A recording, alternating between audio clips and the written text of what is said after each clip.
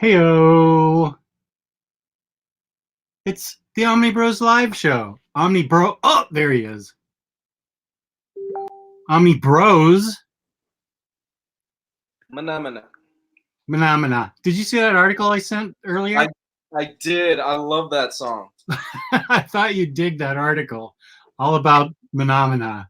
Oh my God, it's such a classic from my childhood. Oh yeah, from my childhood too. That's how long that's been around, or at least my mid-20s childhood. That and Rainbow Connection. Oh God, you could have anybody sing that song, and it'd probably make me cry. Oh, Rainbow Connection breaks me every time I hear it. Yeah, me too. You're eating food, so I brought a Kit Kat. Nice. I whipped up some ramen. Nice. You're eating better than I am. You know me, man. I love to cook, so. That's true. You're going to make somebody a fine wife. Oh, thank you. Thank you. I will be a fine bitch one day. Absolutely. How's everything going, man? What's that? How's everything going? Are we live? Yeah, we are. Oh, shit. Hey. Hi, everybody. We're totally live. Oh, I didn't realize that. How's it going? Good. Good. Yesterday was a bad day for my stomach, but today I feel much better. Oh, I'm sorry to hear that, man. That stinks. Can you put the link about it in the chat? What? Oh, about the Rainbow Connection? I mean, the Phenomena song? Holy smoke. That was 5 days ago that I sent him the... Is that what you're talking about, El Denver? The Phenomena song? That was a while back. Oh, boy. I don't even know. I'd have to super scroll back to find that. Otherwise, I would just Google Phenomena because this is like the 30th anniversary of the song or something, and where it shows up and funny things. Wait a minute. I think it's was it a YouTube video? It was, right? Because Kermit goes in and says, to the psychiatrist and says, something happens every time I say phenomena, and then all of a sudden the singers come in, phenomena. I believe it was. I think go on YouTube and search for phenomena. Gio would be the one that would be able to find it if he was here. He'd have already found it. Yeah. Yeah, I'm sorry. He and I chatted about it 5 days ago, and the only way I would be able to find it is if I did what I'm telling you, and that's to Google phenomena in YouTube, and it would show it shows the beginning, how it started out, and it's super old footage of phenomena, and it shows like an Italian version of where phenomena came from, and it shows some other cultural references to it. Let me see. Okay, Lou's looking for it now. While Lou's looking for it, I'll tell you about InStockTrades.com, where you can get up to 50% off not only books that talk about phenomena, but other books too, your collected editions. Loyalty discounts add 2% to that. If you're in the United States and you order over $50 or more worth of books, free shipping, and the most fabulous customer service possible. The greatest packaging. That's InStockTrades.com. Yes. Love them. We love them, Jeff. Kit Kat.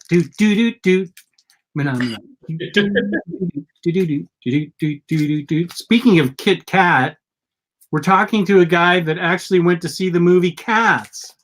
Oh my God. Yes. Yes, I did. It's unbelievable to me that you would take... You don't see cats. You experience cats. Okay? That's the best way for me to put it. You want me to get into it like right now? Well, I don't need a 15-minute. Oh, no. But yeah, tell me about Cats. That's because I'm not seeing it. No, who knows how much time I have left in this world? I'm not going to waste 2 hours that could be spent doing something else. But yeah, go for it. Well, this will be short and to the point. I can't tell you what I saw, Jess. I honestly cannot tell you what I saw because 5 minutes into this, I seriously expected Pinhead to come out and hold the cube and go, I have such things to show you. Pinhead. I went into this high as hell. I had a few drinks in me. You had what? I had a few drinks in me. Oh, and wow. You were obliterated. I was blasted. I took an Uber, and I lived 5 minutes away from the movie theater.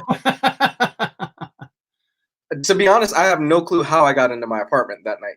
Oh, to be young.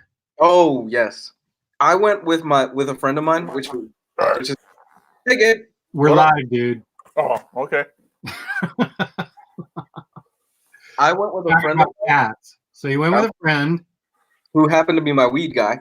Oh, this is interesting. This is turning interesting. It's already interesting. 5 minutes, probably 5 to 10 minutes into it, for no friggin' reason, you have cockroaches that are tap dancing with human faces. Spoilers. This is part of the movie? This is part of the movie. That sounds like a preview to me. This happens in the movie. On top of that, you have little mice with human children faces dancing in the background as well. I looked at my weed guy and I said, what did you lace my shit with before I walked in? You didn't hallucinate any of this? You swear this was on the screen? I honestly cannot tell you, Jess, because I was pretty gone. But I had the best fucking time of my life. Well, that certainly counts. Because about 10 minutes into this, my theater fucking gave up. It was a theater full of people. They gave up and everybody started busting out laughing. And I swear to you, it turned into like Mystery Science Theater 3000, where everybody in the theater stopped giving a fuck and started cracking on the movie. They started commenting? Huh? They started commenting? Yes, it was the best time. I had the best time in this movie. I had a better time watching this than I did watching Star Wars. Oh, my goodness. It's not a better movie. It's terrible. The film is horrible. I don't recommend this to anybody. If you are lit as fuck and you have like 2 hours to kill of your life, go see this. It's on the level where I can see this becoming kind of like The Room, where it's so bad that a cult following develops around it, and it plays like in midnight showings. Ah. Oh my God. Ian McKellen. Ian McKellen is the only one in this film that seemed like he understood what movie he was in. It seemed like the director went up to him and he said, you will play a cat. And Ian McKellen said, God damn right, I'm going to play a cat. And he goes all in. He is the most committed one to this. I saw that Ian McKellen and Dame Judi Dench were in this. I'm like, how did they get those people to be in this movie? They got Judi Dench into this, man, and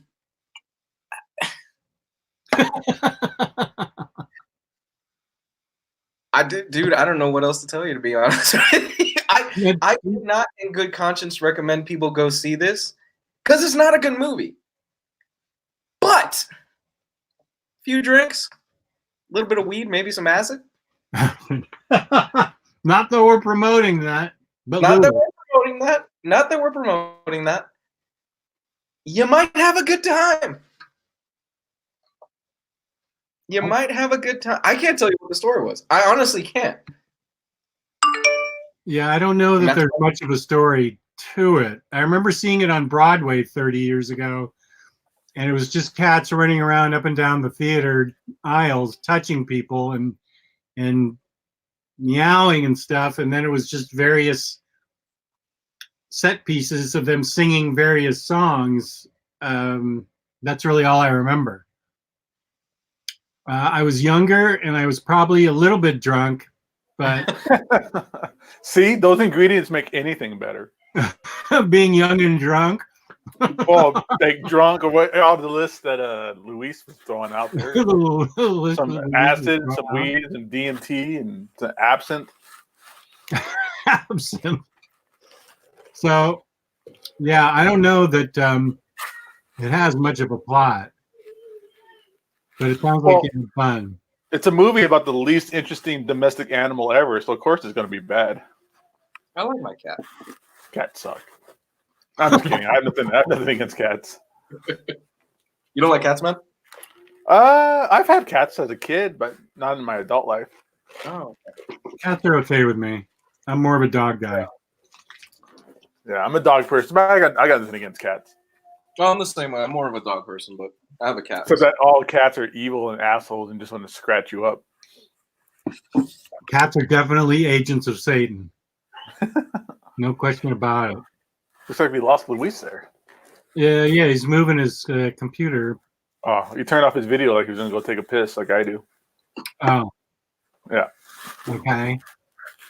What you been up to, Jess? I haven't heard from you in a little bit. No, yeah, I was sick all day yesterday with my stomach, so I was out of commission all day. And then Friday was Star Wars Day for my daughter and I. We saw Star Wars in the morning, and then we were supposed to watch Mandalorian the rest of the day. But the ending of Star Wars devastated her so much that she bought a gluten-free cake, went home, ate the cake, and then cried the rest of the night and then half the day yesterday. Did Star Wars break up with her? I think it did. It might have. I think it did. She's still a committed fan, but I think she feels like the franchise did. It was like a nasty breakup. I don't want to spoil it yet. I don't want to spoil it yet. But the way the movie was put together and the ending was not what she had in mind and what she had her heart set on. And now this is a girl, she's 28 years old. First of all, we're not talking about a 12-year-old. We're talking about a 28-year-old. She is a part of a community on the internet where their lives, since their lives were ruined by Game of Thrones ending, they've now put all their chips in on Star Wars. Oh, man, that's a red flag. Yeah. So now their hearts have been ruined by Star Wars. It's not going to keep her from going to Celebration next year, which is at Disneyland, I believe, and spending the day doing all kinds of Star Wars rides. I think it's more like they had a fight and it's going to take them a little bit to get over it and get back together. It wasn't a permanent breakup. First, Game of Thrones breaks her heart. Yeah. Star Wars breaks her heart. Yeah. Make sure she never watches Quantum Leap. Quantum Leap. That's a good one. I remember watching that one. I love talk about having your heart broken. Jesus. That was an odd ending. Yeah. What, Quantum? I never saw the ending of Quantum Leap. What, dude? Is that bad? It's not bad. It's exactly what Jess's daughter is going through. It's not what you had your heart set on. Right. Oh. Yeah, this was a show back in the mid-90s, the early late 80s, right? Yeah, late 80s, early 90s, probably like 88, maybe. I think it came out, and probably ran all the way up to like 95. The eight seasons. I forget how many seasons Quantum Leap was, but oh man, that show was fantastic. Best television show ever. Is Quantum Leap? Yes. I loved Quantum Leap. I followed it passionately every week. When you had to wait a week to see your television. I used to binge that before binging was a thing on TBS. Was it TBS? Cool. I think it was TBS, and they used to just marathon it all morning long. Here's El Denver talking about Game of Thrones. Oh, look. We have the new thing where now we can see Gabe. It doesn't cover his face. Ooh. Game of Thrones was a tragic experience that will be with me forever. That's exactly how my daughter feels. Ouch. Yeah. Yeah, a lot of people were disappointed. What else had a great run and then just landed on the thud, or was heartbreaking or whatever? Heartbreaking? I don't know. Somebody, Brian Williams is sticking up for Lost in the chat. Uh-oh. I didn't watch Lost, but I heard a lot of people were unhappy with the end. We're going to cause physical fights with this topic, I think. I think people in the chat are going to find each other and beat each other up. Sopranos. Ooh, that's a good one. The ending to that was underwhelming. Very underwhelming. Well, I mean, Quantum Leap wasn't that it was a bad ending. It was just it will make you roll a tear. Yeah. I got one. It'll make you roll a tear bad.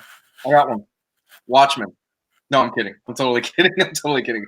Watchmen had a great ending. I love Watchmen. Watchmen did have a great ending. We're having a show about that right after this. Me and Lou and Taylor Brown at 2 p.m.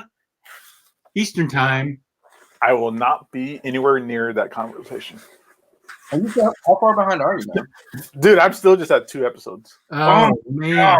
I'm kind of jealous. I wish I had all that Watchmen anime. It's so good. I have a hard drive full of it. I just need to get around to watching them.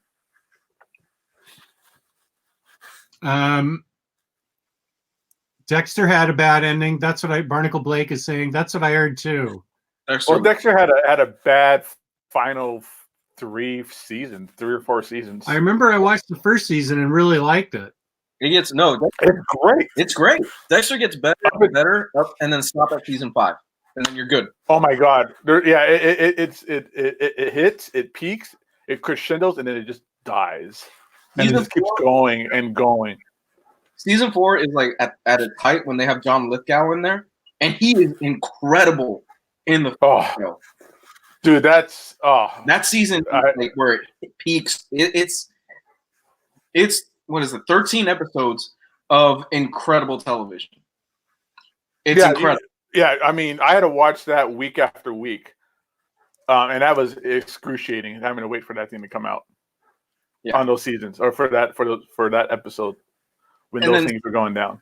And then you can watch season 5 as kind of like an epilogue to season 4, and you're good. Get out. The end of the John Lithgow season is when it just hangs a left turn. And how many more seasons did it go? Like 20. It felt like that. It just dragged, and it was just so boring after a while. And it got really crazy. And in real life, he married the actress that played his sister, and then their relationship got really weird on the show as well. Oh, the characters' relationship got really weird. They ended up divorcing too. Yeah, they ended up getting divorced as well. That's rough. Well, that's what happens when you marry your sister. Taylor Brown says Sons of Anarchy. Is that a show that had a bad ending? I never watched any of it. I think it was pretty good. There was one season when they go to Ireland that's the worst. That one you could just skip. Sons of Anarchy goes to Ireland? It's terrible. My brother told me to skip that. Yeah. He told me that season, he's like, we're gonna yeah, you see the main character get his balls cut off for like an entire season. He just turns into such a baby in that season. And then he becomes a badass again after it. But yeah, I enjoyed Sons of Anarchy for I don't think I ever saw the last episode, to be honest. It's good. I like it. What about Seinfeld? That was a weak last day. Very weak ending on Seinfeld. Very weak. My favorite ending was Grimm. I used to watch Grimm all the time. 6 seasons, and they had a perfect ending. They got out right when they should have, and boom! I loved every episode of that show. I loved Grimm. Grimm was so good. Breaking Bad for me. Breaking Bad was your favorite show, or had a bad ending? Both. Oh no, had a great ending. Great ending. Okay. Both. I love that show, and the ending was perfect for me. Okay, good. So now we're on good endings. Yeah. House had a good ending. I watched House all the way through. See, a lot of times I don't stick around for the whole show. If I watch the entire seasons for a whole show, it's pretty remarkable. I usually drop off seasons 2 and 3. So if I watch a whole run of a show, it's pretty rare for me. So I'm trying to think of what shows I've actually finished. The Simpsons is never going to end, so we won't know. But that's not also like an ongoing narrative also. Right, that's true. Another bad one. Here's the one that disappointed me because I love this show. This is next to Quantum Leap. This is my favorite TV show of all time, and it was amazing. And it's a show that everybody, I think, would enjoy watching. But man, the last season or 2 was terrible, and the ending was worse. And that is The Shield. Oh, I remember that with Michael Chiklis.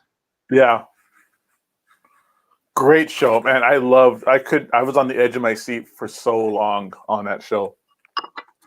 And then the last like season or two just died. And it was just a sad, boring ending to a great show. Rescue Me. Never saw it. Oh, yes, you would love Rescue Me. That's Dennis Leary? Yeah. Yeah, it's Dennis Leary. It's fantastic, man. Yeah, it's really, really good. It's great. It deals with firemen after 9/11 in New York. Okay. Great stuff, man. Huh. But that show took a weird turn, though. It was always kind of a little weird, though. Because even in the first season, Dennis Leary seeing things. Like, he's hallucinating things. But that stops for like 8 seasons, and then they pick it up again in the last season. Yeah, they do. Not even the last season, like the last like 2 episodes or something. Huh? What'd you say, Joe? Seasons? I think it was like 7, 8 seasons. It's been a while. 7 or 8. Ugh. Yeah. They're 13 episode seasons. They're good though. They're all good seasons.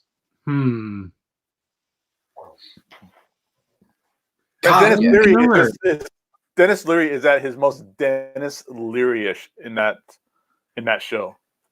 He is just unlikable, and then you love him, and then he's unlikable, and then you love him. Oh, now this is a callback to the 70s practically, but Barney Miller, worst ending ever. I used to watch that with my parents, so that's in the early 80s. Barney Miller was great, and I can't remember the ending, but Barney Miller was so funny. I loved Barney Miller, but I don't remember the ending. I can't remember what went on in it, Larry. I guess I'll have to Google it or YouTube it. YouTube it. Angel had a horrible last season. No, it had a horrible finale. The last season was good. But that's what Hayden McGee is saying here. Yeah. Angel, the finale was terrible. The last season, they bring back Spike. They bring back a whole bunch of episodes. They do a lot of cool and weird shit, like puppets and stuff. But then they dropped the ball for me on the last episode. Denver, go ahead and start watching Quantum Leap on Netflix. Do it now. I'm tempted to go sit down and watch Quantum Leap after this. Quantum Leap is so fun. I thought it was really good television for when it came on. It still grabs your attention today. I put it on in the store like a month or so ago. I put it on from episode 1 because I think it was on Tubi also or on Netflix or something. I mean, for sure it's on Netflix. And people would come into the store to shop around and just kind of stand around and they get enamored by the show and start watching it. I like comic book stores that have the TV going with cool sci-fi playing. Yeah. I really like that. So that's a good idea to have. Then they made us put music on, so we can't watch shows anymore. Oh. There goes my fun. Yeah, there goes my fun. Whose decision was that? Like the operations manager guy, Zubair. Oh, yeah. I don't like music all day long, especially because I just it's the same. You got to build all these different playlists on Spotify and things like that. You got to take time to do it, and I'd rather just listen to shows and people talking and music all day.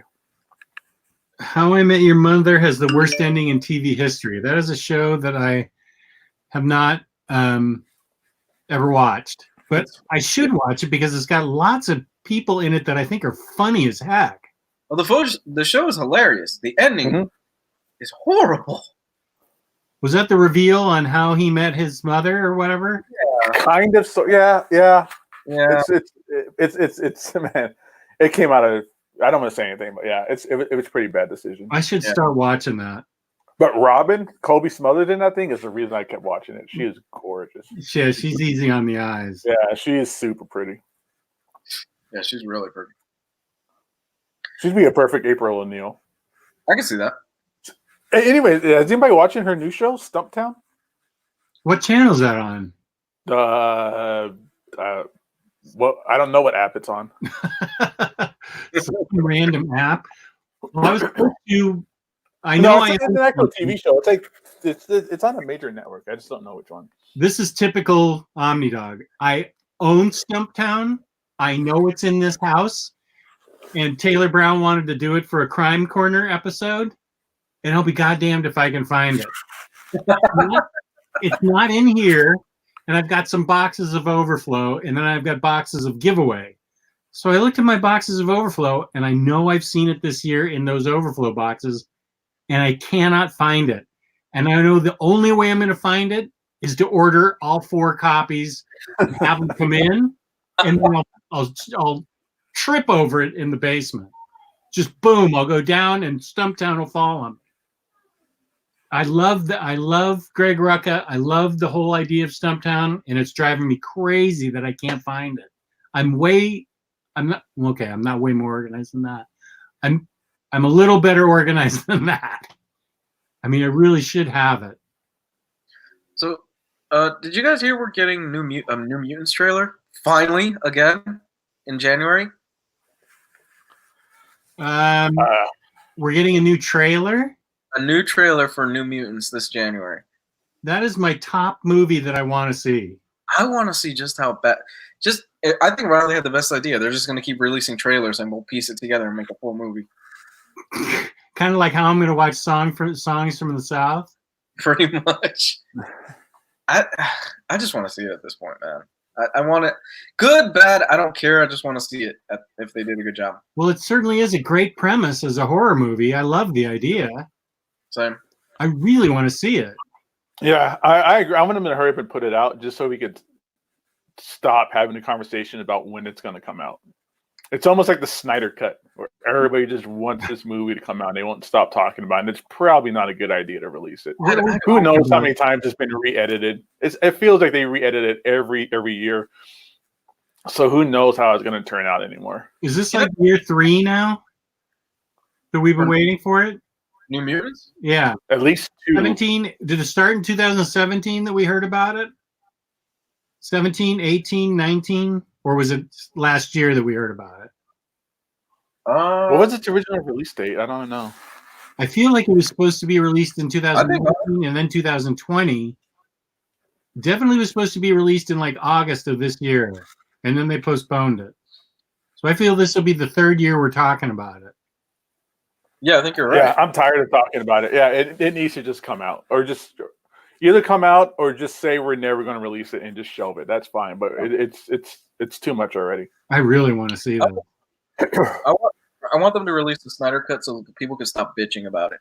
And just That's what I'm talking about. Same thing with New Mutants. Yeah, I'm tired of people talking about it. Yeah. I want to see it, but they've just been dangling in front of our face since.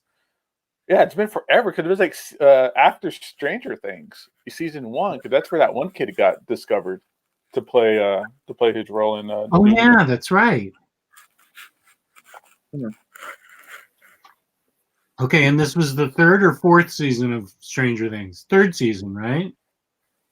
Yeah, 3rd season. The one you refused to watch. I feel like the end of 2017 is when we first started talking about New Mutants. That's about right. Yeah, I would say so. Yeah. Okay. Yeah, I'm with Gabe. Just release something. Just drop it. Just drop randomly put it on Hulu. I don't care. I don't care. Yeah.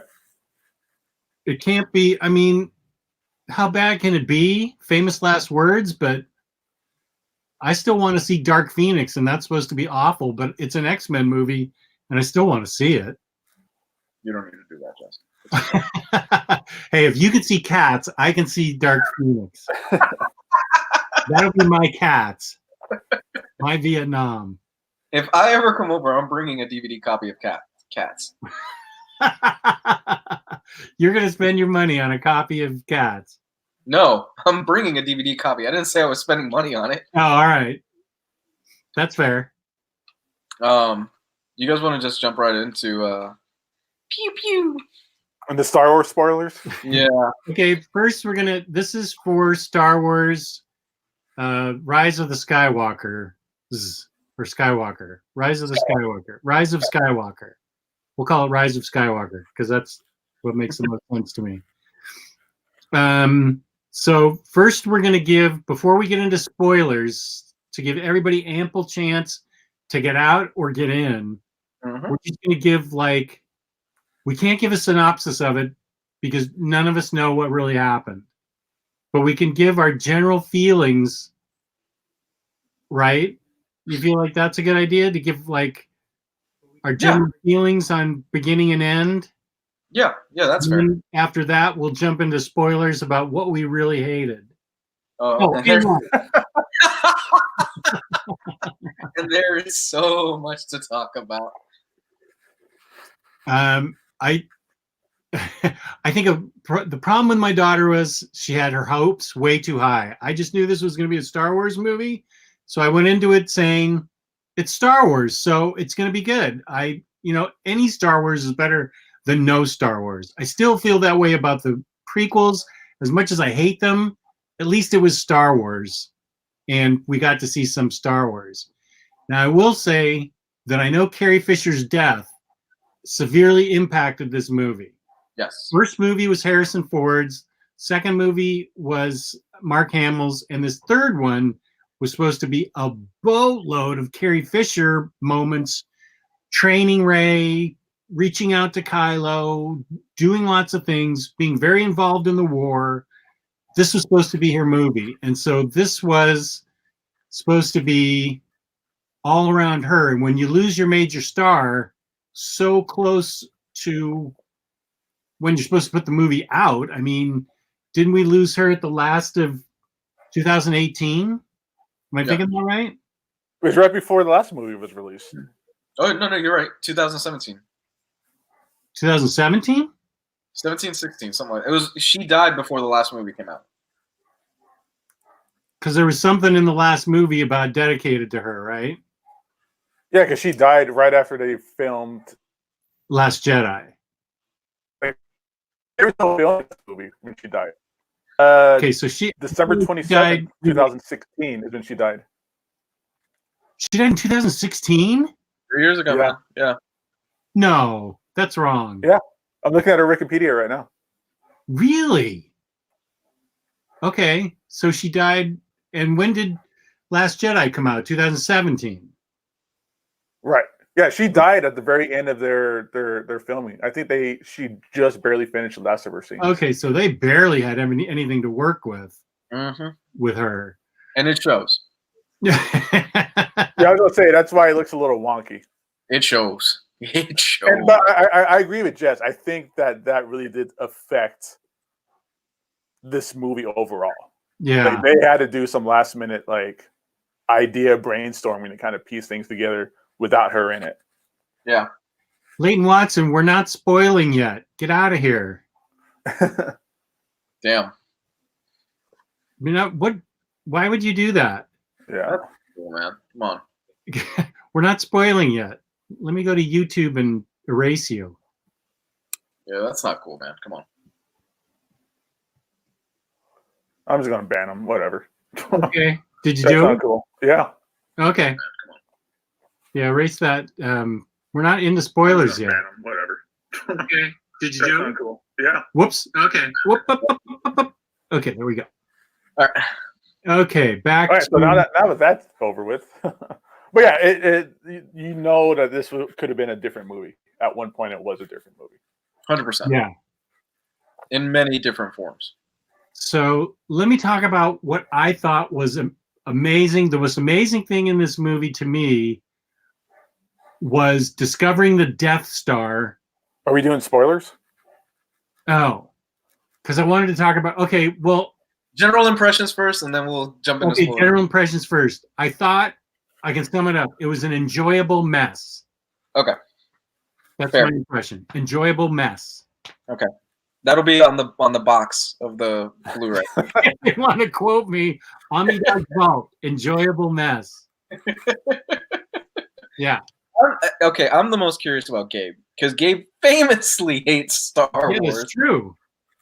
So Yeah. how did you? But you like The Mandalorian. How did you feel? I like Star Wars. I just don't worship at the altar of Star Wars. Like some people expect someone who's a nerd and into comics and sci-fi should. I mean, I like Star Wars. I just don't hold it as in such high regard as a lot of people do. But yeah, I do love The Mandalorian. That show is fantastic. That's my favorite thing out of Star Wars right now. Yeah, I agree. I say it all the time. I don't think Star Wars has been good in 40 years. And this film, I enjoyed the plot. but I didn't enjoy the story. Right. Okay. If that makes sense. Yep, that's fair. Like the beats and the plot points, the overall idea of the movie, like the elevator pitch. Like if you were to like me and you took an elevator to the top floor of a building, and you had that time to tell me the story, like that's it. It's just the quick cliff notes of the movie is really, really good. Oh, everything else about it is a disaster. You'd need the tallest building in the world to give you the plot points of this movie, starting in floor 1 and ending at floor 3,000. It would have to be building a. It would have to be an elevator to heaven. Yeah, basically. But, it's the elevator pitch of the story. I like, the overall plot of it, but the way they pieced it together, everything else was a dud. I agree with Jess. It was an enjoyable movie, but it was a mess of a movie. Yeah. Sure.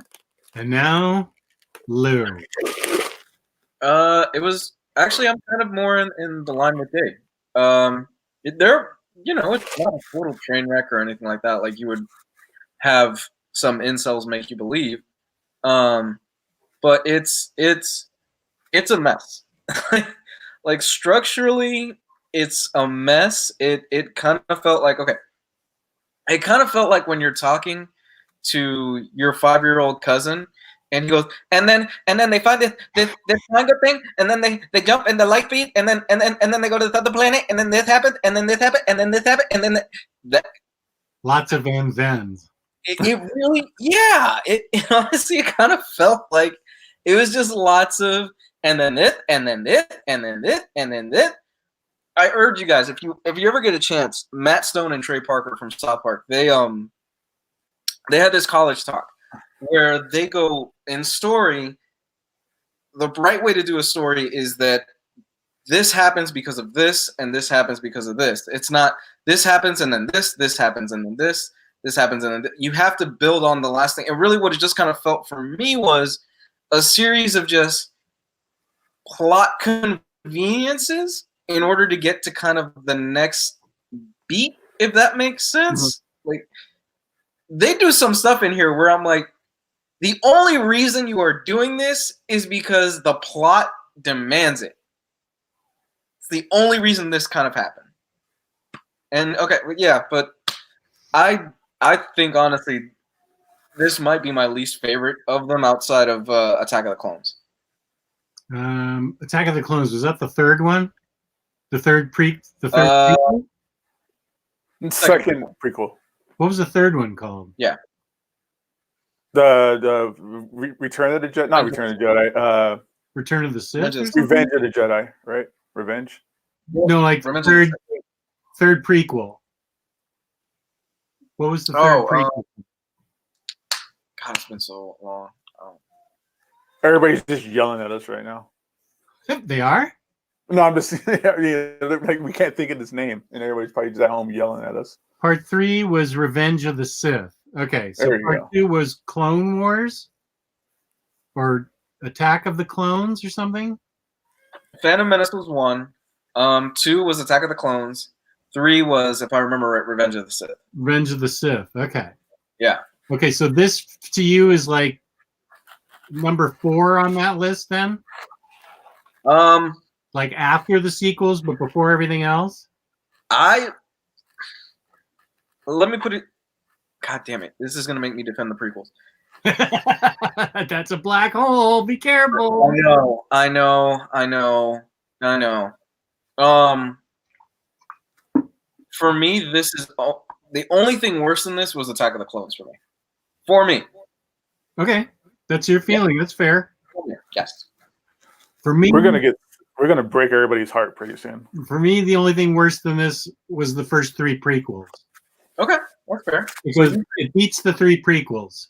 Okay, so the original trilogy and the last 2 you say are stronger than this, but not as good as the prequels. Correct. And of the last 3, I still like The Last Jedi the most of the last 3 released. Unless we're counting Rogue One and Solo, in which case I'm putting Rogue One number 1. Well, I'm in the same boat you are then. If we are not counting Rogue One and Solo, I put Rogue One at the top of my list. And if we're not, I'm counting Last Jedi as my favorite of the new Right. Yeah. Right. I liked Last Jedi a lot, and I don't go on social media other than YouTube and the Omnibus Collectors page. If I go on Twitter, full disclosure, it's because I follow cosplay girls. That's the only thing I use Twitter for. That makes sense. Good man. Yeah. Good man. That's all I see. That was like the only reason I had a Tumblr.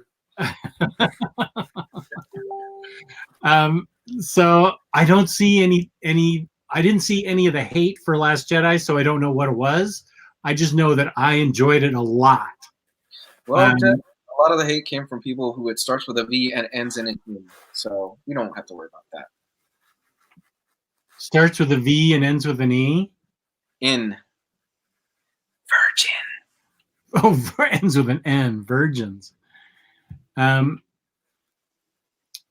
So yeah, I understood. I loved the first two, Force Awakens and Last Jedi. Loved Rogue One. Okay, I really, really loved Rogue One. Really, really loved Last Jedi. Force Awakens got me excited because Star Wars came back, and I pretty much liked it a hell of a lot. Mm-hmm. I enjoyed Solo to the extent that it told us more about Solo, and Donald Glover was in it. I happen to be one of those people that think that Khaleesi can't really act very well, and she was in this kind of prominently. Solo, the Khaleesi, whatever her name is, Emilia Clarke. I don't really think she's that good of an actress. And then Han Solo himself was kind of a bland actor. But I liked the story of Solo. I just don't think they had the right two main characters to act it out. That's just my criticism of Solo, even though we're supposed to be talking about Revenge of Kylo Ren or whatever the name of the movie was. So that's just how I feel. So I feel like they've put out a strong the Disney's put out much better Star Wars than George Lucas would have based on prequels. And I feel like they got handcuffed on this last one because of Carrie Fisher's death, since it was supposed to revolve so much around her, and they're probably too deep in the process to change everything. So yeah, I'm gonna put it like number 4 after the prequels, because I hated all the prequels, but I didn't hate this thing. I just didn't enjoy it as much as everything else. That's fair. That's fair. This is my favorite of the new trilogy. Oh, really? More than Last Jedi? Did you see Last Jedi? Yeah, I saw Last Jedi. You did? Yeah, I've seen them all. Yeah, I've seen them all. I didn't. The first two new ones were horrible. I couldn't even stand watching those after a while. They were just so boring. And there was elements in it that I just didn't care for. And the death of Luke Skywalker was a travesty and a joke. And I fell asleep for half a second, and I was like, "What happened? He died? Where did that come from?" It just happened out of nowhere. The coolest thing about like Last Jedi was the Luke Skywalker fighting all the AT-ATs or whatever, but it wasn't really him. You know, stuff like that. These fake elements. They did a lot of that in this movie too, a little bit, but stuff like that. I didn't enjoy the new ones at all, but this was my favorite one. I think it might have been because of all the nostalgia in there, and there's a lot of fan service in this movie too, but I think that's the kind of stuff that I liked.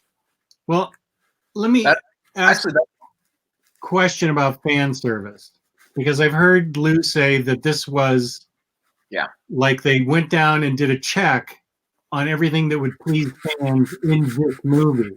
Yeah, I agree with that. In this movie, Rise of Skywalker. So what are some of the things then, because I didn't follow any of the Twitter wars or anything, what are some of the things that got thrown in this movie to be fan service? Like, okay, well, we got to start out with a huge spoiler announcement first. Yeah. Okay, spoilers starting now. Yeah, we'll give people a few seconds to kind of like chime out. But yeah, we're gonna do a. Do we have that scrolling banner that Gio was talking about? We could just write spoilers in there. Let me see. Yeah, because there's something we need to talk about. But it's like the way, even the way you guys were talking about it, especially what Luis is saying, how it was kind of an and then kind of story ticker. It felt like everybody got a chance to write something because this is the last chance they were going to do something with these characters. So this movie felt like there was like 101 writers in the writing room, and they all got their one thing. Here's scroll across the bottom. Yep. Okay. Whoops. Create a banner. Okay. Create a banner. All right, we're gonna do some spoilers here. Okay. Spoilers. Spoilers. I should just leave it like that. You should. Oh, it's okay. It's just spoilers.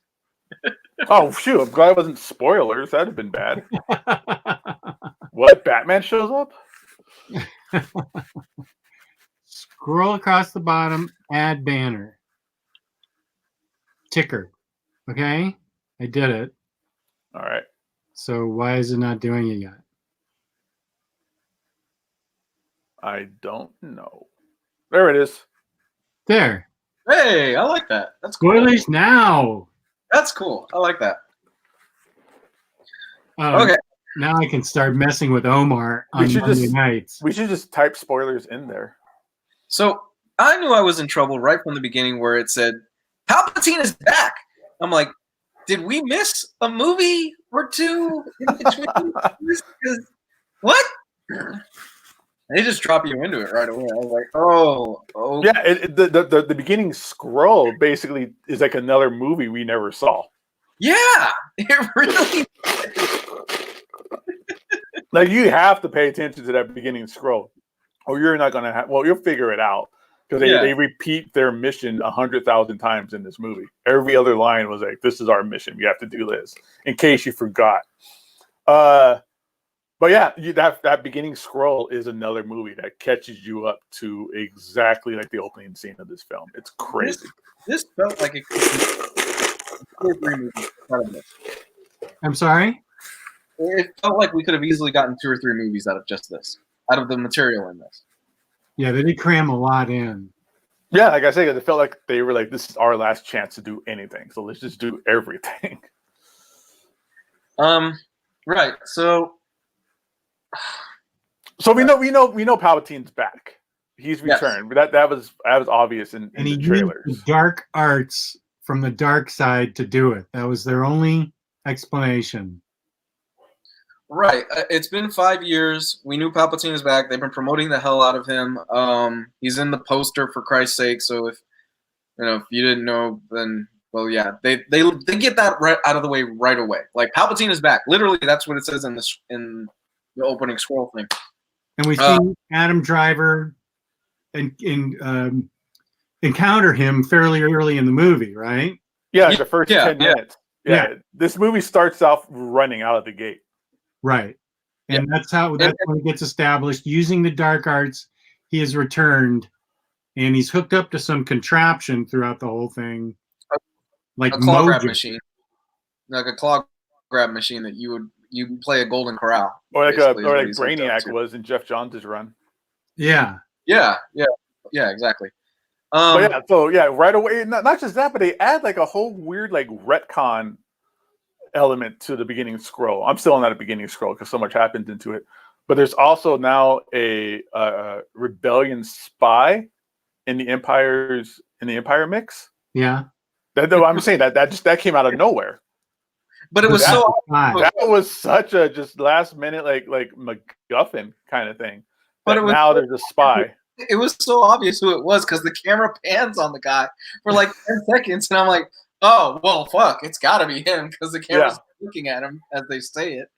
JJ is the safe. JJ, he is the director you get when you want a safe film. He is a yes man for films, and I guarantee the first 40 minutes of this, God, it's so frustrating. I'm having a hard time explaining. The first 40 minutes of this is just basically retconning Last Jedi.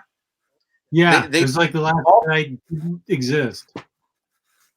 Didn't exist. Like, he took little bits of it here and there, and he's like, no, you know, we're going to retcon this, we're going to retcon this, because all the fanboys are pissed and they're bitching online and stuff like that. And it seemed like Disney and executives got together and they said, look, we have this checklist of boxes that we have a BuzzFeed article that said this is what we want in the next Star Wars film. These are all the things that are wrong in the last Star Wars film. Let's fix this. Let's fix this. Let's fix this. Because a whole bunch of people are pissy and they're mad online. Yeah, that's what I got from this. Congratulations, Star Wars fan! You actually wrote a movie. Yeah, you got what you wanted. Right, and the thing is that the thing that scares me is that this kind of sets a dangerous precedent, because that is not how you should do a movie. No. It's just, you should not do a checklist of what people online want you to do, and it sets a dangerous precedence for genre, because then you've got other filmmakers like, well, obviously if this does well, this is what people want. It's just, we just look online and see what they want. Your job is not to give what the audience wants. Your job is to give them what they don't think they want.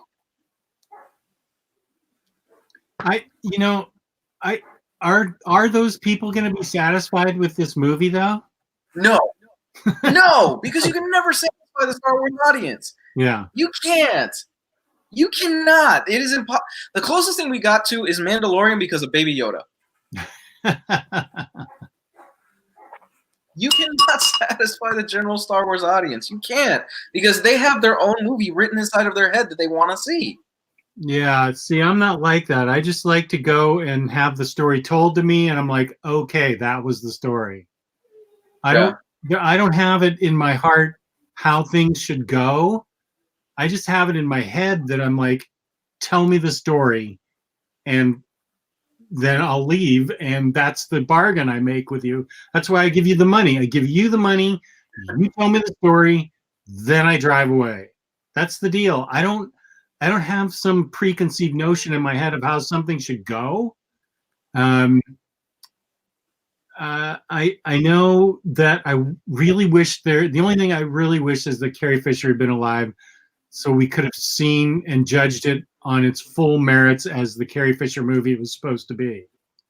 But we didn't get that, and what we got was this, and I went in with high hopes because J.J. Abrams rebooted and made me very happy as a Star Trek fan. Mm-hmm. He did wonders with 3 Star Trek movies. Those were all really good. Well, he did the first 2. He didn't do the third. Okay, who did the third? I forgot who it was that did the third, but I thought the third one was really good. But I agree with Jess that the 2 J.J. Abrams Star Trek movies are fantastic. They made me a Star Trek fan. They're fun. And they at least set the bar for number 3 to have a guide to how to make the Star Trek movies. So I give him full credit for rebooting that franchise, because it was sagging, dying, and dead with everything else. They rebooted. I remember. And so that's why I was so excited for this movie. That's what I told my daughter on the drive down to the theater. I said, J.J. Abrams rebooted and recreated Star Trek so much that it's even better almost than the first Star Trek. I have complete faith in J.J. Abrams. And as we left, she goes, how are you feeling about J.J. Abrams right now? I said, well, I'm working on that right now. I don't have an answer for you. So let's go back to kind of the original question that started the spoiler section of the show, with there being what feels like a checklist of fanboys, or what fanboys wanted. What do you think was fan service in this movie? Besides all of it. Let's be specific. Chewbacca getting the medal at the end, retconning Rey's parents. Well, wait, that's not really a retcon. We just never knew anything about him. You feel like it was crowbarred in now? I honest to God think that Ryan we'll never see what the third film would have actually been with Carrie Fisher, and if they actually stuck with a solid plan. But I really do think Lando was definitely crowbarred in there. I really do think that Rian Johnson's whole thing about Last Jedi was letting the past die, letting all these things that we think that Star Wars should be die so we could get kind of a clean slate and do something new with it and do something fresh. The whole concept of Rey not being a Skywalker, not being a Palpatine or anything like that, is indicative of the fact that anybody could be Force sensitive. Anybody could become a Jedi. Anybody, and we see that at the end of Last Jedi when the little kid who he has the broom and the broom comes towards him.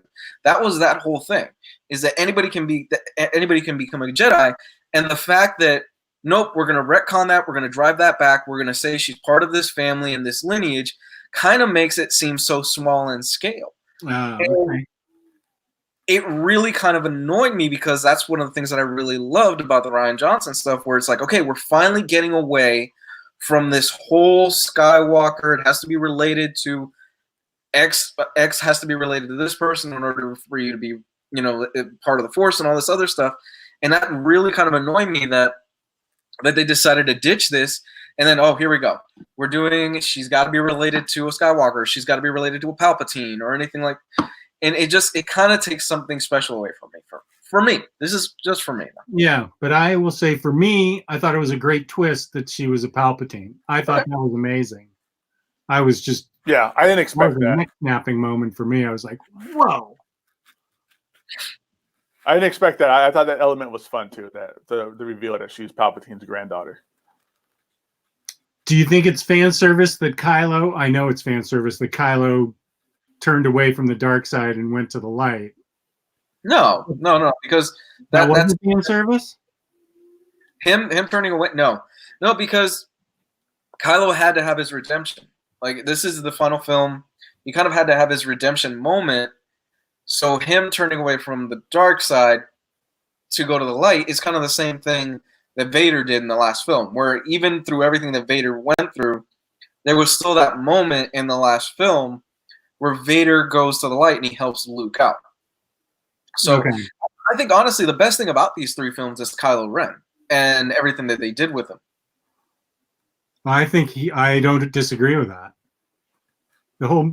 He was as interesting as Darth Vader was. Well, almost as interesting. I'm going to be honest with you here, and this is just me as a guy. Mm-hmm. I don't really see why women think Adam Driver's handsome.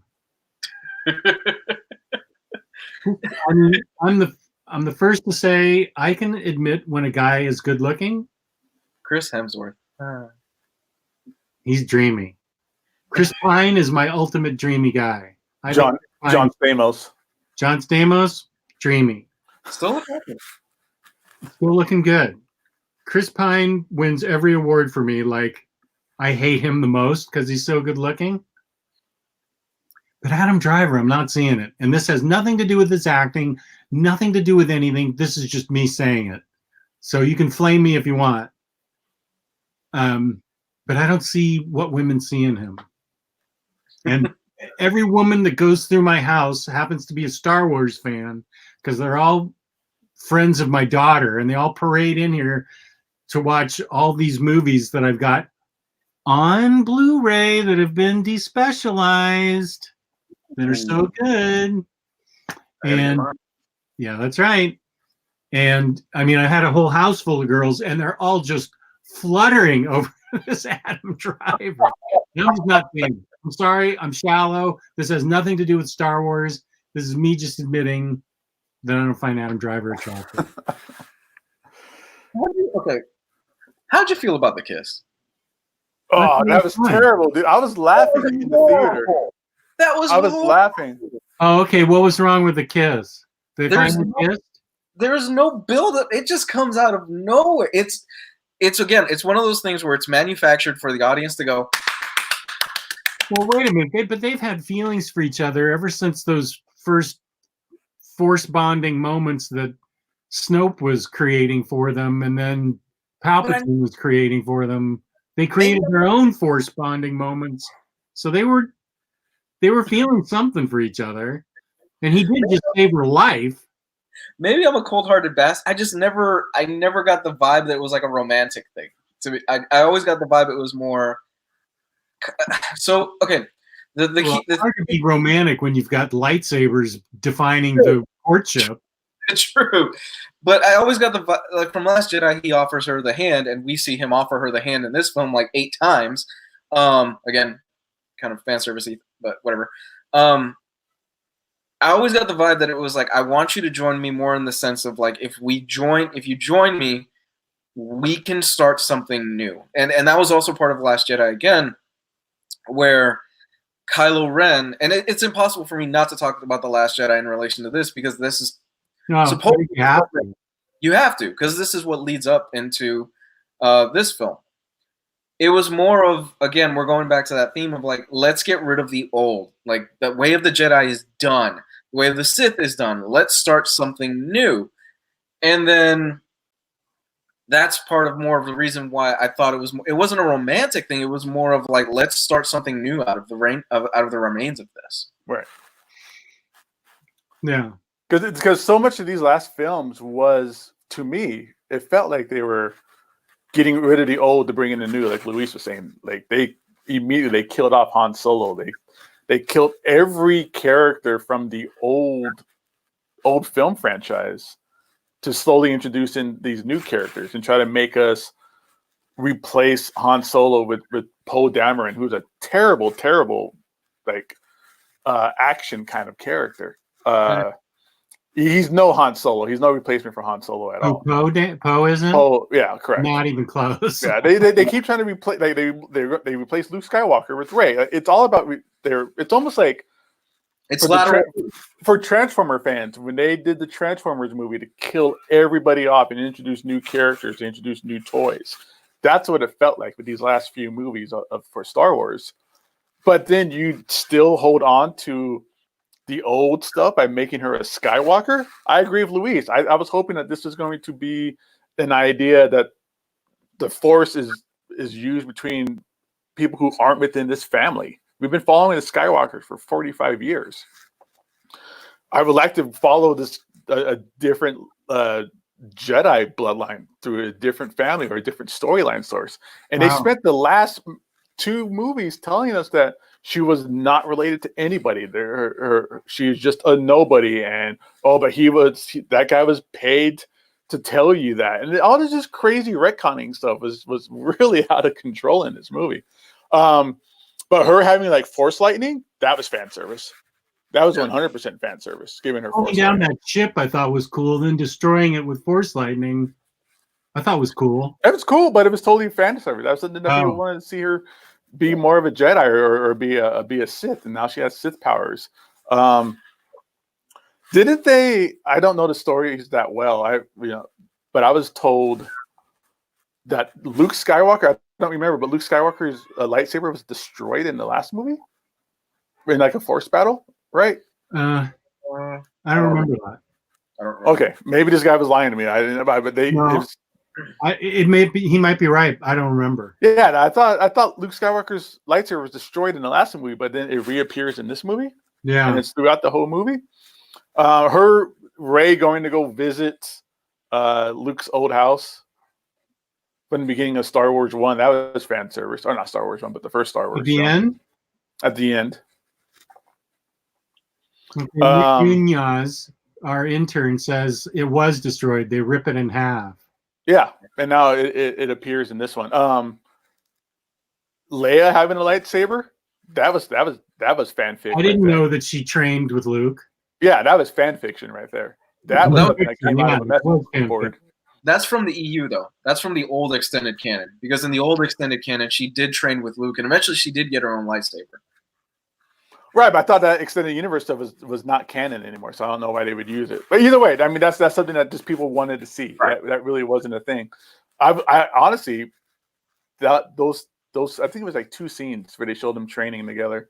That's probably. I would love to see a CGI like cartoon of that. Yeah. I would like to see them train together. Okay, so we agree it was a mess, and there's lots to pick apart. Okay. So we don't go on for 3 hours on how much we hated. Right. Okay. Let's try and pick something good in the movie that you liked. I'll go first, because I do have one thing that I thought was really boss, and I think it was wherever they were. Were I on the moon of Endor, where that huge ocean was? and the Death Star crashed into it? Where were they when that happened? What moon planet was that? That wasn't the Sith planet. No, that was before they went to the Sith planet. That was where they went to find the Death Star and the little Sith finder. Yeah, this fucking movie, they jumped to like 18 different planets in the span of like 5 minutes. I know, but I loved the huge waves, that cinematography of all those huge Hurricane waves. We've had a fire planet, and now we've got like a big wave planet, which I thought was cool. I loved how she just got a skiff and used the Force to just zip through that thing. Although she wasn't soaking wet when she finally got on the Death Star. I noticed that. She should have been soaked in it, unless she had a little Force shield around her, which I guess she could have to keep her dry, but she's soaking wet in some of the other scenes. But I love the cinematography of those giant waves and everything it created. I love the fights they had I love the fights they had on the wave part of the planet. I feel like it was Endor, because that's where the Death Star crashed, because they weren't watching it crash from the moon of Endor or something. So maybe it was Endor proper, the planet. Maybe that's what it was. Not the moon of Endor, but the Endor, the planet itself.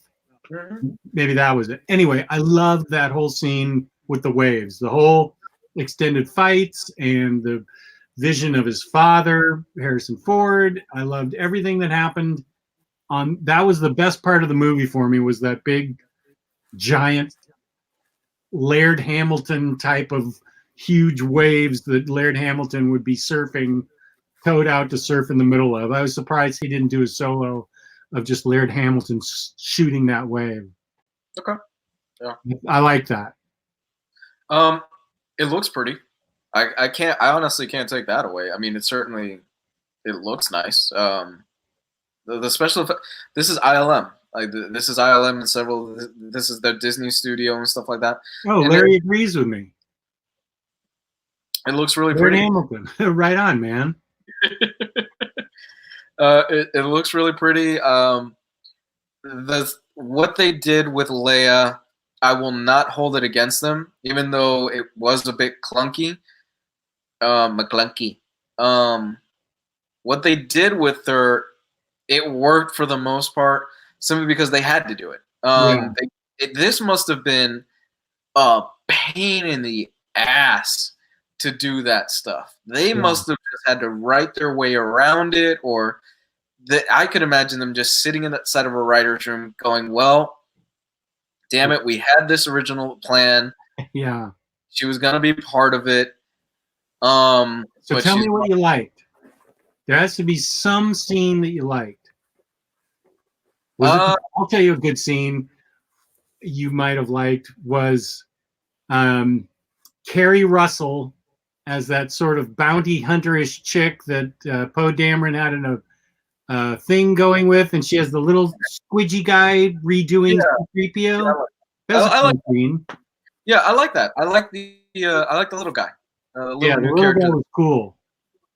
I thought it was pretty cute. Yeah. Okay, is that the only scene you liked? Any other scenes? Any other part of this movie that you like? I'm trying. Jess, I'm trying. Okay, let's go to Gabe while you're thinking. Let's go to Gabe while you're thinking of something you actually liked about this movie. Gabe, was there any one scene that really stands out for you? Yeah, there's a lot of scenes in this movie that are good, and that's kind of the thing with the movie. It's just a bunch of scenes. Or just segments kind of pieced together. It feels like, but there's a lot. I think the Carrie Fisher, the final Princess Leia scene, I think that was well done. Mm-hmm. I think that was a nice way to kind of end her character and pay honor and tribute to Carrie Fisher. I think her being that storyline or that story beat where she has to her last final thing she can do, which is going to eat up all of her source, is to use the Force to get with Kylo, to get with her son, and have that final mother-son moment that she knows is going to kill her to do this, but she has to kind of save her son, to save her child. And I agree with Kuba here. Rey seeing her dark side was great. The only problem was it was too short. That is why I went to this movie, to see Dark Rey, and I wish they had made it more of a confrontation, and not a fight, but a confrontation with her dark side about battling her dark side emotionally and mentally, and not necessarily a saber fight. I would have liked to have seen her confront her dark side with more dialogue. Yeah, that'd be good if she was doing it. She was having that battle with her dark side throughout like the whole movie, instead of those Skype phone calls with Kylo Ren. I agree. I think that would have been fun to kind of see her. That's her struggle through the movie is with that dark side, and she kind of twists and turns throughout the end. But we didn't get that, so. I like the desert part where they went to Space Burning Man. That was pretty cool. That looked like a big Burning Man. That's exactly what I thought. Now, yeah, I was like, Space Burning was pretty cool. That was cool. Now, this is a buzzkill comment, and it had to happen, or else the movie wouldn't have made any sense. I guess you couldn't have done it anyway. But the final scene on whatever the final order's ship was, the ground troops get onto that ship, and Finn is pointing the cannon towards the tower array. They're on the outside of the ship, like thousands of them. How are they breathing? Isn't this thing? And then they jump to the Millennium Falcon. How are any of these guys breathing? Isn't this in space? That's funny. Anybody? I didn't think of that till just now. But I mean, they don't have spacesuits on. They don't have breathers. But there's thousands of them on this ship. And how are they staying? How are they able to? There's no gravity. Breathing? There's no gravity. How are they running on top of the ship? Yeah, and then the ship tilts, and they're hanging onto it, and they run down it to jump onto the Millennium Falcon. How are they breathing? That was just a huge hole to me. I guess in my mind, I'll say that there was an atmosphere around it that the final order created so their workers could work on the ship.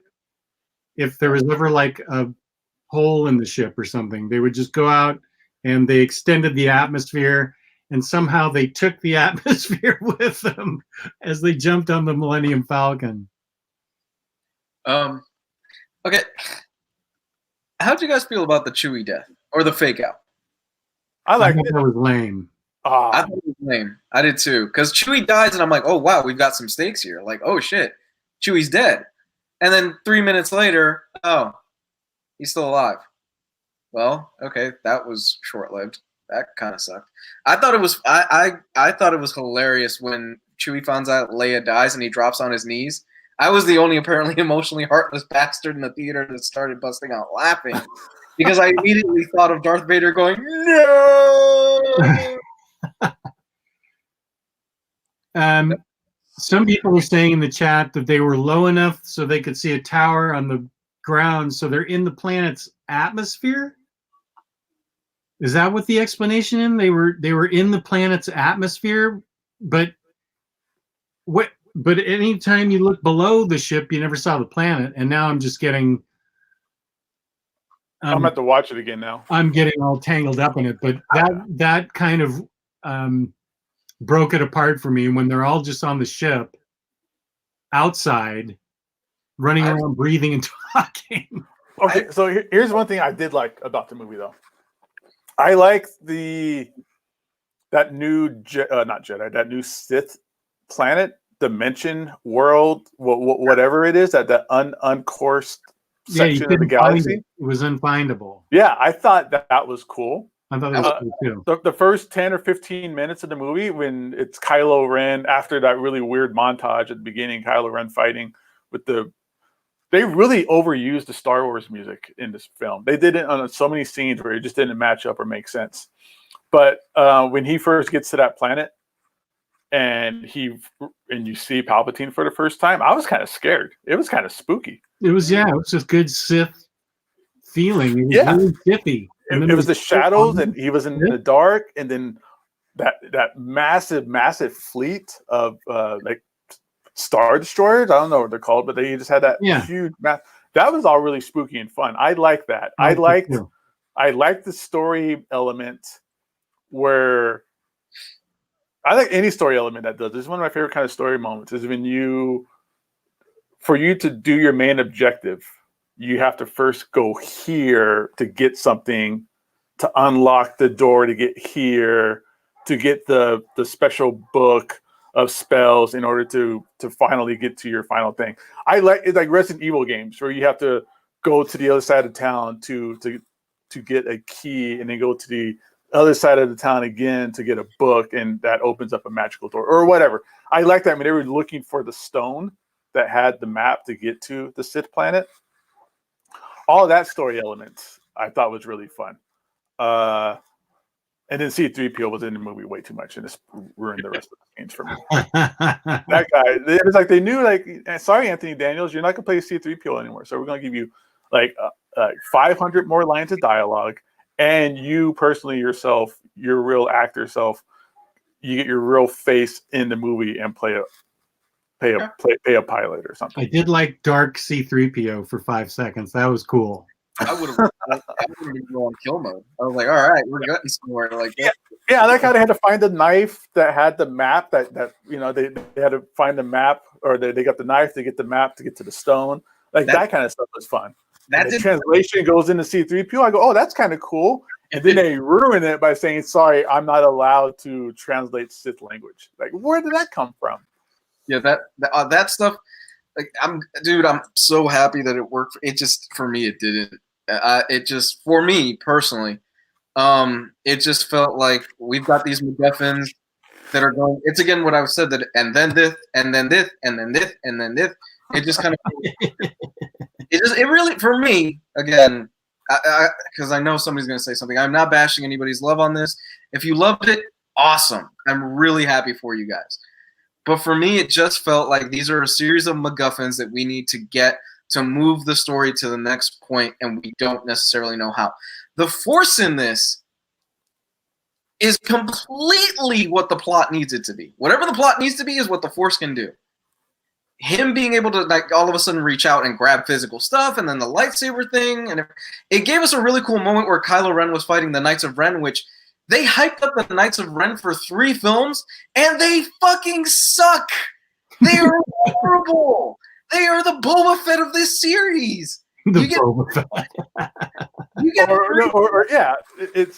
General Grievous, or they're the Darth Maul. Yeah. Here's an important question that has nothing to do with Star Wars, and I think it's a good question.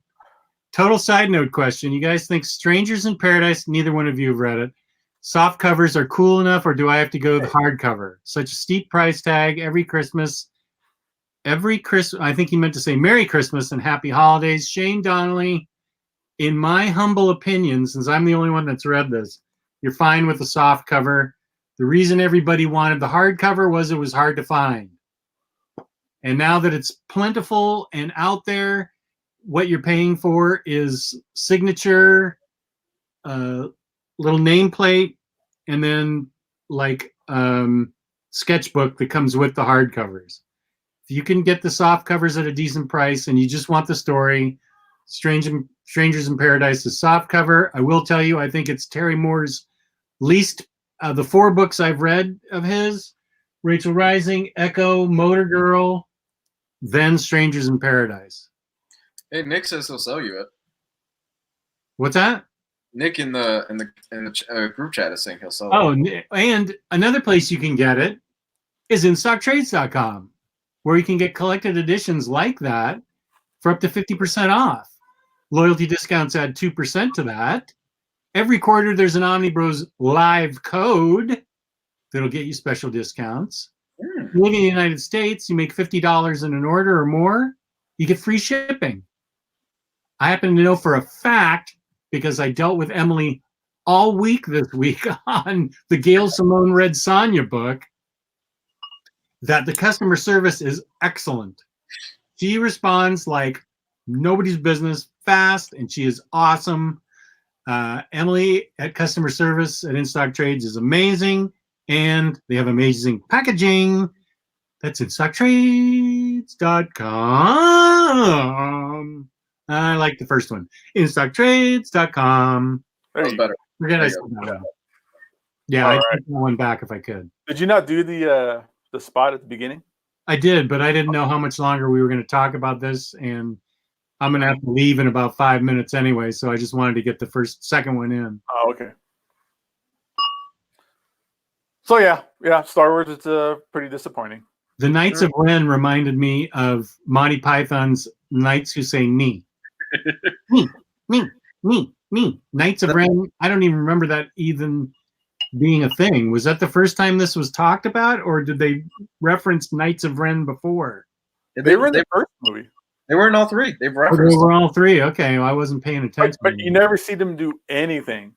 I mean, that first movie, no, they were just kind of standing there. They've always just been cool looking and just standing there, and they were like a big hype beast, but nothing ever came out of it. Like I said, it's like General Grievous, right? I thought General Grievous was the coolest thing ever, and then he just was a boring, did nothing in the movie kind of character. Okay, this one might appeal to Gabe because I haven't read either one of these. Gabe or Lou? Any expectations, opinions regarding the upcoming Transformers Terminator crossover? I don't know anything about this. I don't see it's going to be a fight. I mean, I avoid cross-franchise crossover comics like the plague. There is no way I'm going to even care about that book. I'm going to read it. No, man, pass. I don't know anything about I don't know anything about Transformers, so I'm not the guy. All those franchise crossover things never really work out. They're never that great. I mean, there's a couple breaks. Except for Aliens versus Wildcats. Yeah, Alien versus Wildcats, Aliens versus Batman. I heard the Ninja Turtles and Batman. Yeah, the Turtles. Oh, Batman. that was good. But when you get things like Transformers versus Army of Darkness, or Transformers Ghostbusters, or Ghostbusters and My Little Pony, or they do that stuff. IDW, a great crossover idea. IDW crosses over all their properties back and forth all the time. They even have series, a couple miniseries where they cross over all of their properties together in the one big crossover. Those things never work out for me. I always avoid them. Yeah, the TMNT Batman one was actually really good. Yeah, that was fun. There's like 2 or 3 of them, but I know the first one's the one I read. That was really good. Mm-hmm. Okay. I think the chat is done with our talk because they're starting to ask comic book questions now. All right, cool. So we all agreed that I thought it was an enjoyable mess. Lou thought it was not an enjoyable mess. He just thought it was a mess. And Gabe, what do you think? Enjoyable mess. Enjoyable mess. Enjoyable mess. Okay. Ooh. $4. May y'all be able to catch up on some books. That's a good, whatchamacallit? That's a really good New Year's resolution. Thank you, Shane. I appreciate that. Are we going to have, anybody have like a collector New Year's resolution for next year? You guys thought about that? Yeah, I do. I've been asked to by my wife. Not as much. Asking you to take out the garbage? No, she wants an end to vinyl collecting, which I agreed to. I have plenty of vinyl. Okay. There may be some coming in. The only thing I'm going to do is collect all of the vinyl that's being put out by Mondo on colored vinyl of all the MCU movies. That's 21 albums. I'm in on that. That's cool. At least that's focused. Yeah. And then that's a focused collection or a focused buying projection. All image books I am now going to start reading on Hoopla.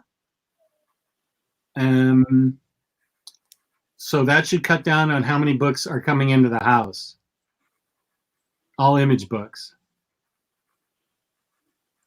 So that's my 2020, I won't call it a resolution, but that's what I'm, as Gabe said, focusing on. What about you, Lou? As far as collected stuff, or just resolution in general? Like- Let's see what was the question? It was me. Well, actually, That was my Gabe asked the question. Like more, it could be either. Let's talk about whatever you know, whatever New Year's resolution is, but also let's make it collector based. But if you got personal, Collector, yeah. What's your collector resolution going to be? Collector base. I want to get a whole bunch of steelbooks that are coming out.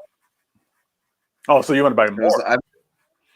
Yeah, because I've been going through and buying steelbooks lately, and I'm really digging like 4K steelbooks lately. Okay, that's a good goal. What's your goal, Gabe? My goal will be to. I bet it has something to do with manga. It does have something to do with manga. I will definitely be reading tons more manga. I think for 2020 and watching more anime. Man, I think I'll get more into that and a little bit more out of superhero stuff. Because that's what I've been enjoying. I mean, you've said it a few times yourself, Jess. Yeah. I haven't read much until I started getting into manga, and I've been on a tear. Yeah. Going through manga, which I'll talk about more on tomorrow's show. And I'll probably be selling a lot more in my collection. I think I'm gonna pare down this collection a lot more. Well, you did me a solid. I appreciate what you did, the deal you gave me. Yeah. Oh, you're welcome. Now my collection feels complete again. And I think that's a part of it. Is because we've been talking about best of the last 10 years, best of 2019. And the more I was thinking about it and trying to go through my list and pare down a list of the top of my favorites for the last 10 years and even the last year, I started realizing there's a lot of stuff back here I don't even care about. So I think I'm gonna pare it down to the best of the best, like hardcore, like my must own stuff. I agree with that. That way I have more room for manga. I am just blown away by that statement. It is just shocking to me. Yeah. Michael Lombardo, I do not have a Crunchyroll subscription yet. Oh yeah. I don't get a lot of time to watch like anime. I do it really here and there or at work when I'm doing a bunch of packaging. I just sit in the back and pack a bunch of books up and listen to anime. That's about my only free time to do that kind of stuff. But I'll be reading a lot more. There'll be a lot more anime or manga coming my way for 2020. Okay, I think we can stop the banner now. Oh yeah, we haven't talked about spoilers in a while. Yeah. And then personal resolution, I'm just going to go ahead and keep my workout routine going. Yeah, you've been hitting that hard. Yeah. And it shows. Good for you. Lou will be there soon enough. Sure. No, I eat like crap. I just need to clean my eating. Oh no, that's the hardest part, but the easiest part. You know what not to eat. Yeah, everything you post on your Facebook is all good stuff. I love to cook. I love cooking. So. Well, then how is it bad? Huh? You cook yourself great stuff. It all looks healthy and good. It's not all healthy, man.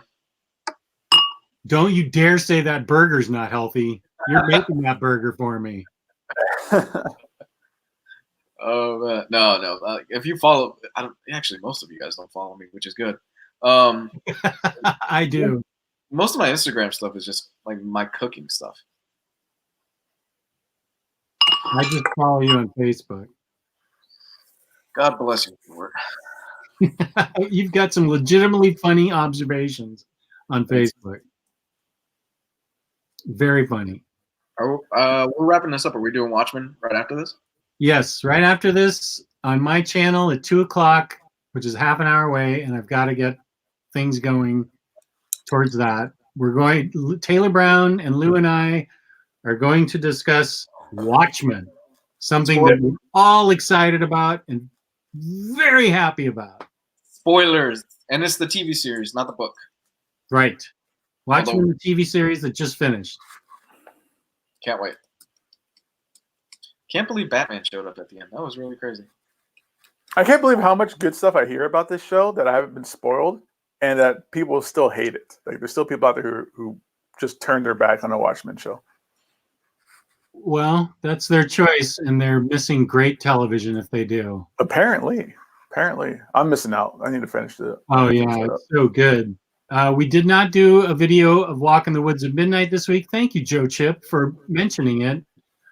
we are going to do something. Holidays got in the way, and I was actually sick all day yesterday, so it worked out fine. But my partner had holiday stuff, so we will be doing it next week. And you will. Joe Chip is a diehard fan, and I appreciate your watching it, Joe. Luis, did you ever figure out what you liked about Rise of Skywalker? No, it looked pretty. It looked pretty. Yeah, but you didn't like the forced element where they forced the Skywalker name on her. How forced that was and shoot on into the storyline. Oh God. Well, she couldn't go by Palpatine. That's just whoops. You could, that's like I'm sure like in space, that's like Smith. Everybody has Palpatine. All kinds of Palpatines walking around. Yeah. There's a moment where it paused, and I'm sitting in the seat going, "Don't you fucking do it, JJ.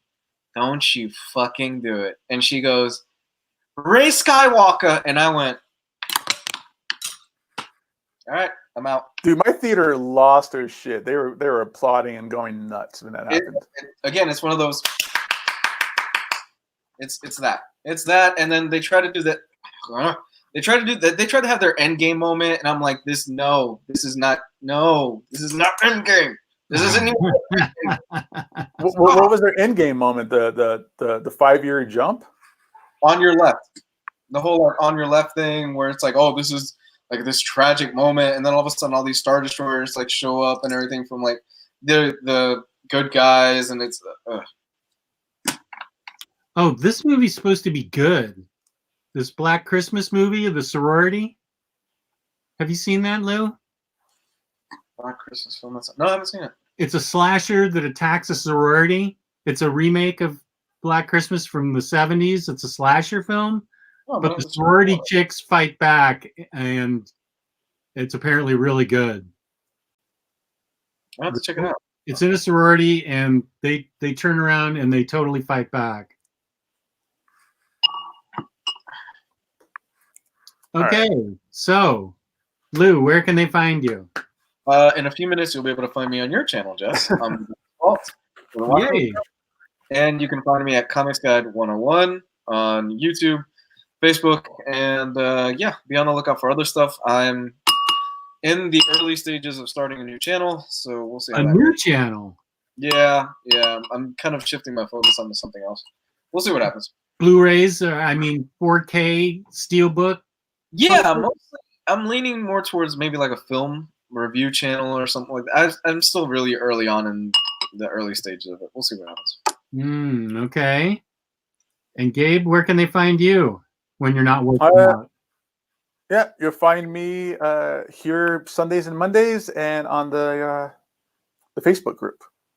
And you can find me, Omnidog's Vault, at Omnidog's. Wait, I'm Omnidog. You can find me at Omnidog's Vault on YouTube and on Omnidogs_Vault on Instagram. And in less than half an hour on Omnidog's Vault, we will be drooling and going gaga over Watchmen. I'll just drop that little hint how much we loved it. Oh, so with good. Taylor Brown. So good. Yeah, it is. So, everybody, please subscribe. Please give us a link. Thank you to the chat. The chat was really good. And thanks to everybody that's going to view this afterwards. Thank you for watching. What? The last comment on here, it says Lou and his weed guy reviewing films. I watched that live stream. I'm down for that. I am down for that. That is a great name for it. Weed guy reviews films. Weed guy. Got it. And peace and love. Peace and love. Thank you to my co-host. Thank you to InStockTrades.com, the fabulous Emily and everybody that works there. Peace and love. Peace and love. Yeah, shout out to those guys. They're taking a lot of hits lately, and we saw some stuff on the group that wasn't cool. And then Colleen came in and just boom, gave it to everybody. Good for her. Yeah. Shout out to Colleen Swavely for coming in the group and whacking everybody on the head. She came in swinging. She did. Good for her. Peace and love. Peace and love.